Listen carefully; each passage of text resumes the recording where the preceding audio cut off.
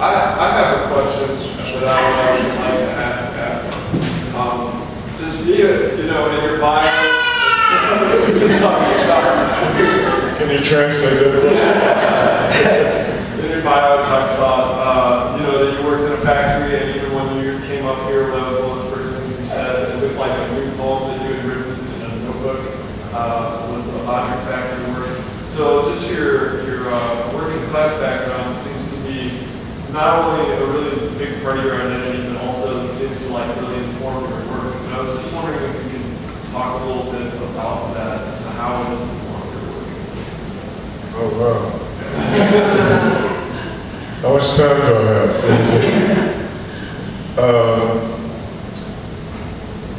I graduated from high school when I was 16. I skipped the 8th grade. I was the oldest kid in the house. All my siblings are younger. So when I got to junior high and I skipped the 8th grade, there was no one in the house to help me with my homework. My dad went to the 7th grade, did some night school during World War II. My mom stopped in the 6th grade. So I had to figure things out on my own. I was not quite an autodidact, but I was a self-learner out of necessity. I had to. And for example, there was one night I was doing analytic geometry in high school. I went to an engineering high school. And I just couldn't get that question. I just sat there and cried. I just said, I can't do this question, you know. I got through high school and did well, but it was hard. And beginning in junior high, I had 5 hours of homework, 3 to 5 hours of homework from junior high to the end of high school. So when I got to college, I'm like, you know, why am I here, you know? And so, and my dad's family, they were sharecroppers, and they were very poor. And they came up in the last leg of the Great Migration. So, my language is informed by being raised Baptist with the King James Bible. That was as close to Elizabethan upbringing as I got. And I was talking to James Tate, the poet, about this. He had the same experience. I was basically the only book in the house. And so I have this kind of rhythmic rolling in my lines sometimes. It comes out of listening to ministers. And so there is that. And but being working class in my generation, and I think I'm the only African American with this experience. And there are a few white poets that know. Jim, I forgot it's called Jim. There's a poet by the name of Antman. They worked. I think Antman's still in the factory. And others, you know, but I'm the only African American poet with this background. And in my generation, when I was in the factory and looking out on the literary landscape, I knew that what I had to do and what I wanted to do was write about the interior lives of the people that I knew most. And I saw other poets writing about the masses who didn't really know the masses. And I said, well, here I am. I'm one of them. This is what I have to excavate. I have to just cut this out of the rough, raw thing that it is inside of me. And that's basically what I have been doing. And the first book was really more about that working class world. Then I went on this journey trying to get to my own interior. Now I'm coming back to where I can think of and write more about poems like the one about the truck driver. So it's that, and it's having to be brave enough to tell people I worked in factories, and they say, well, what are you doing teaching if you know, you're not supposed to be here? And so I have gotten used to being an iconoclast, you know, and sort of like being not what people expect, and I just have to deal with that. Because people have trouble putting the factory worker from what we call the inner city, which is, I came from a very tough place. And I have the wire up on my website, but that's my neighborhood. Somehow I watched a while and oh God, I know that person, I know that person. But I came from a really rough place. And so, for me, that's what working class is. And so, you know, the same old story, friends in prison, blah, blah, blah. But that's where I come from. So I don't know if that answers the question. Yeah. Does anyone else have any questions? I know you have questions. 2 questions. Do you know Dudley Randall? Dudley passed away, and I have a great deal of respect for his legacy because he worked in some kind of factory around World War II, worked his way through school. Then, of course, he created Broadside Press and published a whole bunch of poets. So he's, in my mind, a kind of unsung hero for what he did. But I didn't know him personally.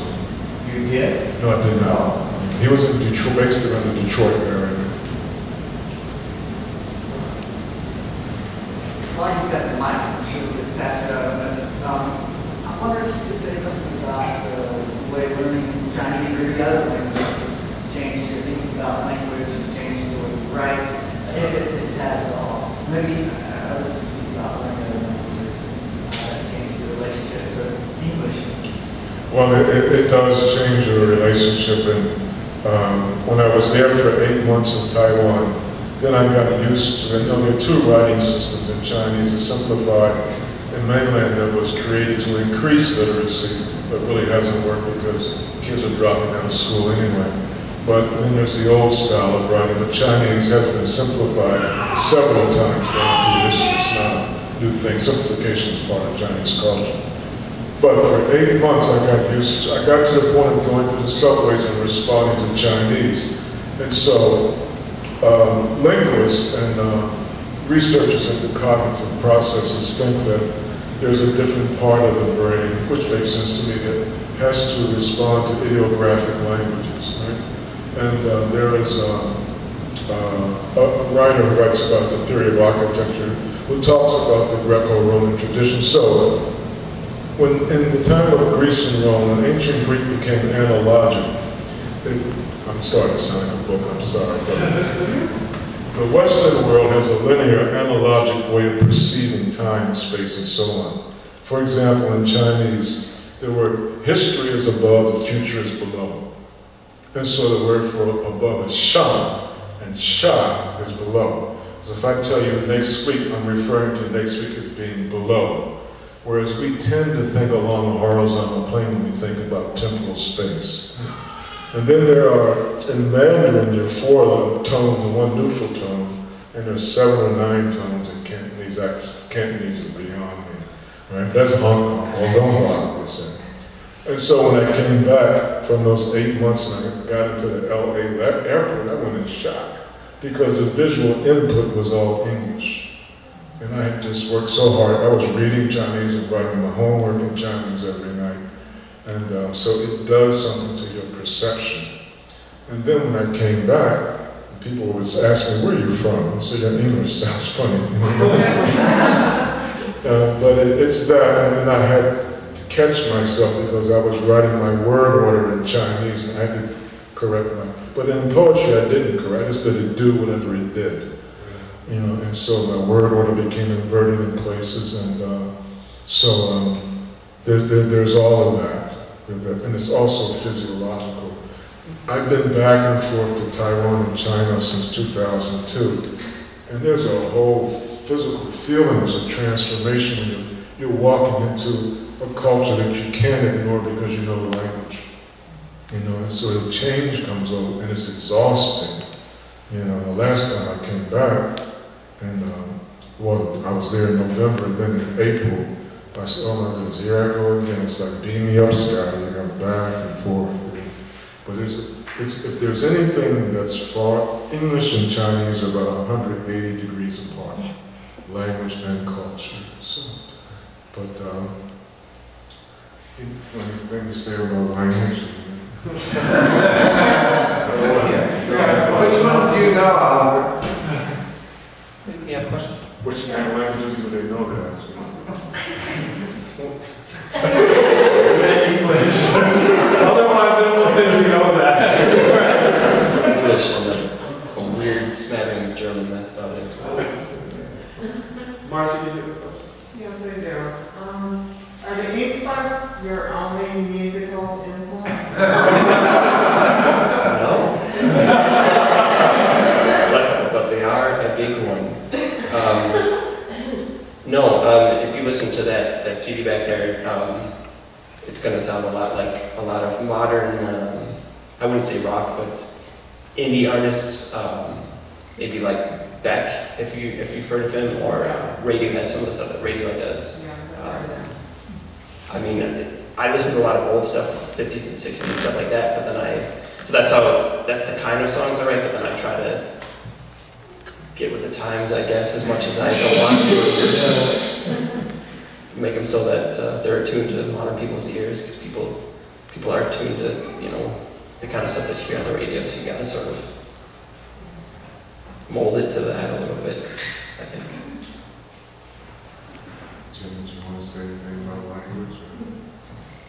Well, language, I speak three languages. English, profane, and foul.